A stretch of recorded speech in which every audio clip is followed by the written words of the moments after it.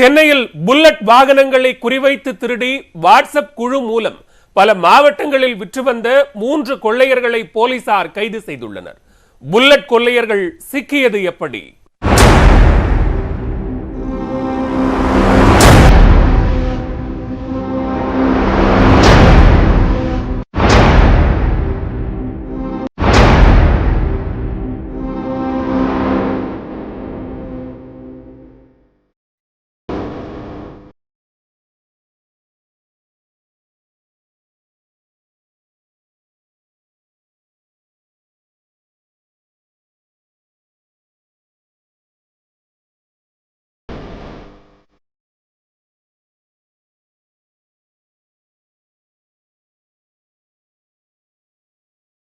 Bullet bike வைத்திருக்கிறீர்களா?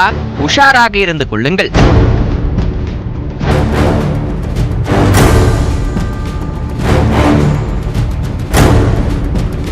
சென்னையின் பல பகுதிகளில் இந்த கொள்ளையர்கள் புல்லட் பைக்குகளை திருடும் சிசிடிவி காட்சிகள் இவை.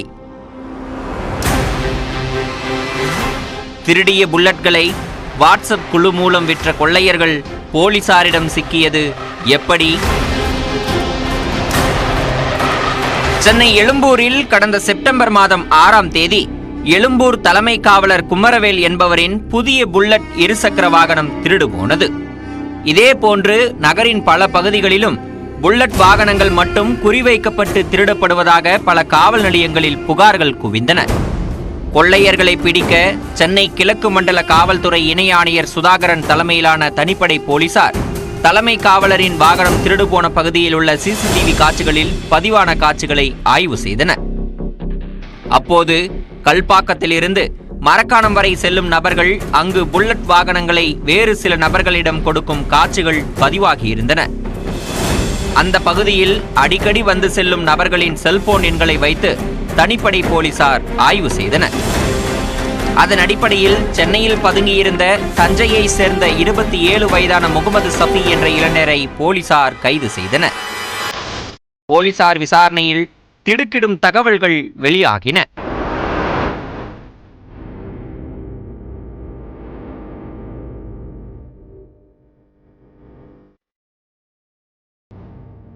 சாப்ட்வேர் இன்ஜினியரான சஃபிதான் இந்த கும்பலின் மூளை.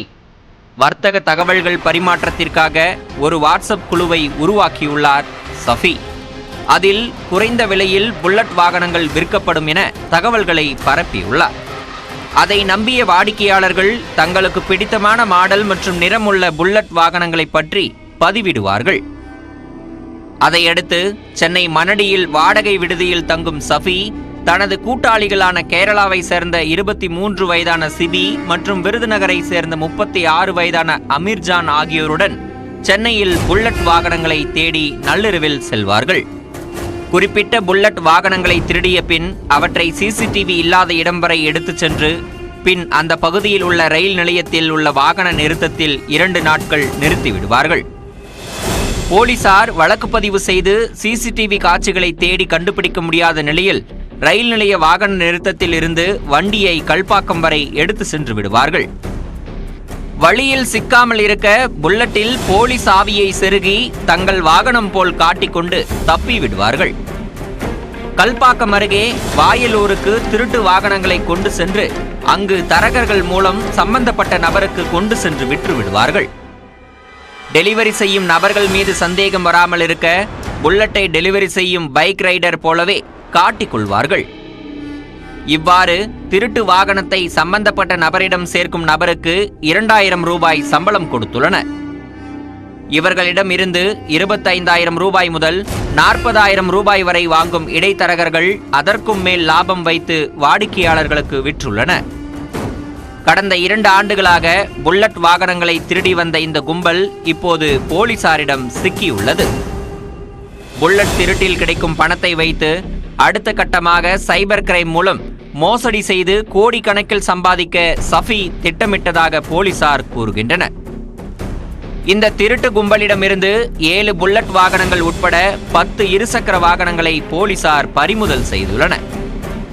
மூவரையும் நீதிமன்றத்தில் ஆஜர்படுத்தி மதுராந்தகம் சிறையில் போலீசார் அடைத்துள்ளனர்.